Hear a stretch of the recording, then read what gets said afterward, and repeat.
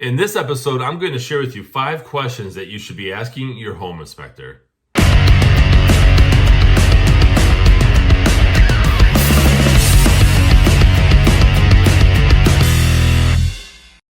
Welcome everyone to this episode of the AskJasonGelios Show. I'm Jason Gelios, Michigan Realtor. Really appreciate you guys tuning in here.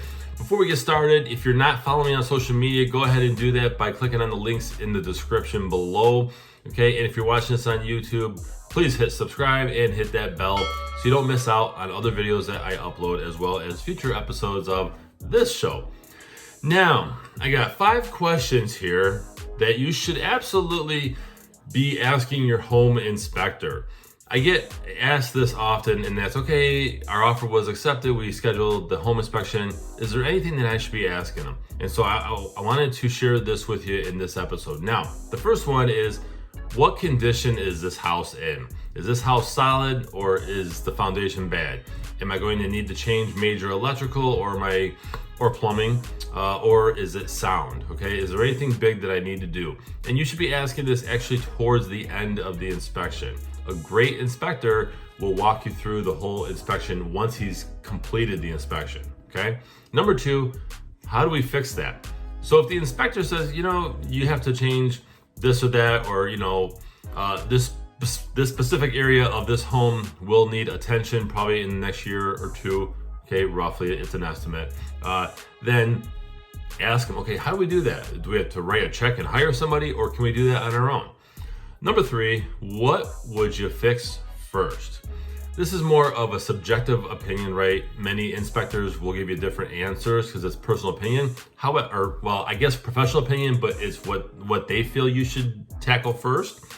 So ask them, what should I fix first? If you're moving forward with the home purchase and you know that there's some things that you will have to throw attention to, what should I fix first? Number 4 is, show me how this works. Certain things, certain homes, you can ask the home inspector, hey, how does this work? Okay, for example, water softener, okay, which you see that often, almost every time in a home in a rural area, right? Country home. You can ask them briefly, hey, how does this work? Okay, or a boiler heating system, how does this work? And they should be able to give you a basic understanding of how it works. And the last one, how much time is left in whatever it is, right? So if he says, washer and dryer are kind of old, okay, how much time do you feel, Mr. or Mrs. Inspector, how much time do you feel is left with this appliance?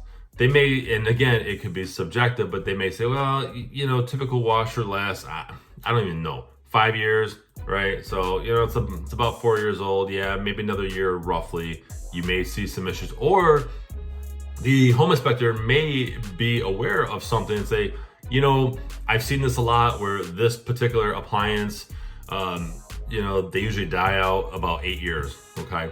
So ask them, hey, how much time is left in this? Or the roof, right? Ask them, we roughly know from the seller's disclosures that the roof is, 5 years old. How much time do you think is left on it? Because it could actually matter, okay? If you're in an area that gets a lot of storms, the roof is gonna get more use. It's gonna wear down faster versus if you're in an area that's always sunny, okay? And again, I don't know anything about roofs, but that's my thought on that. So these are just actually 5 questions that I feel you should be asking your home inspector.